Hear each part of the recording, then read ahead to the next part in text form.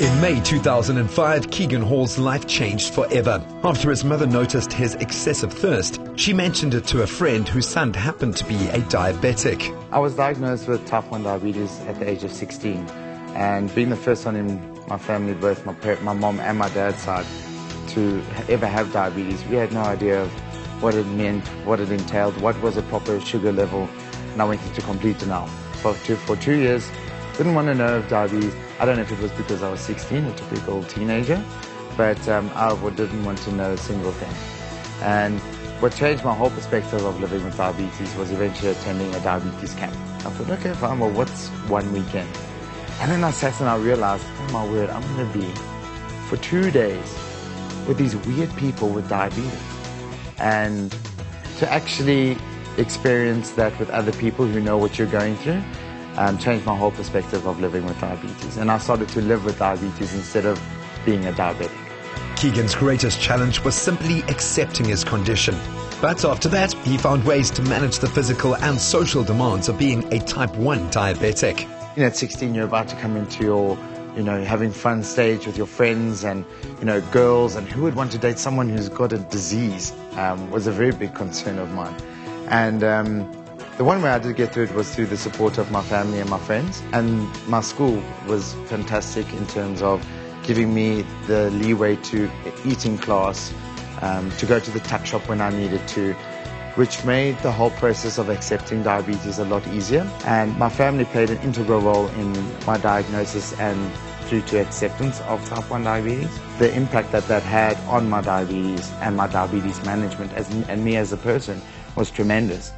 Keegan's family and friends were instrumental in helping him to cope and learn the intricacies of diabetes right alongside him, so the whole family could adjust. Until you actually have a person in your family that's diagnosed, you don't actually know much about diabetes. It was a shock. We had to take a step back and we had to start learning all about diabetes and building up a support system. Growing up with a brother having diabetes was a little bit of a challenge in the beginning. One of the difficult parts were school holidays. We got our sweets and the Cocoa Pops because it was when we were allowed it. And all of a sudden, school holidays, they're gone.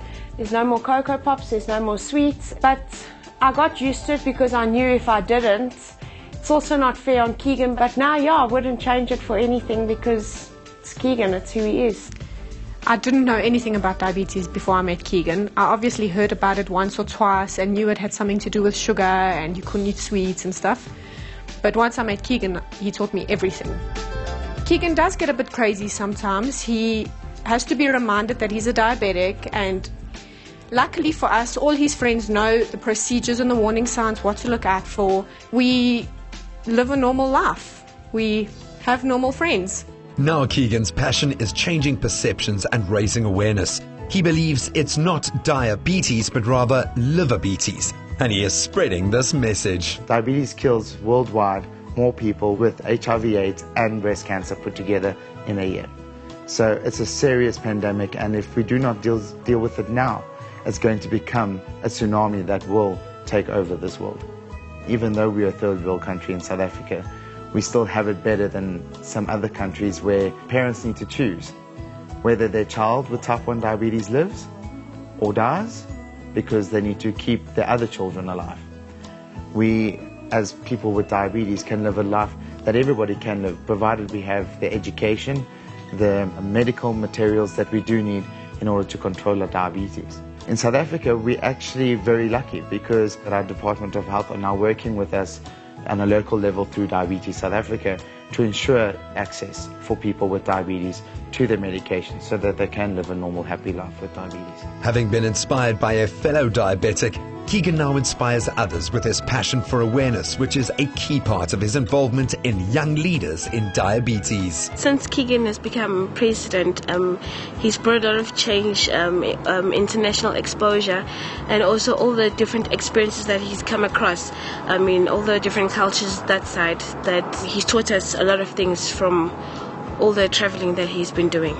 As a volunteer for this program, it's really given me the exposure on an international level to understand what diabetes is holistically, and to bring a lot of my experiences back home and advocate for people with diabetes here in South Africa. And That's what the Young Leaders program is all about, is to instill that hope back into people to realize that diabetes, you can live with diabetes. The teenage boy who lived in denial after diagnosis is now an upstanding young man who declares his diabetes as an inspiration and motivation to others.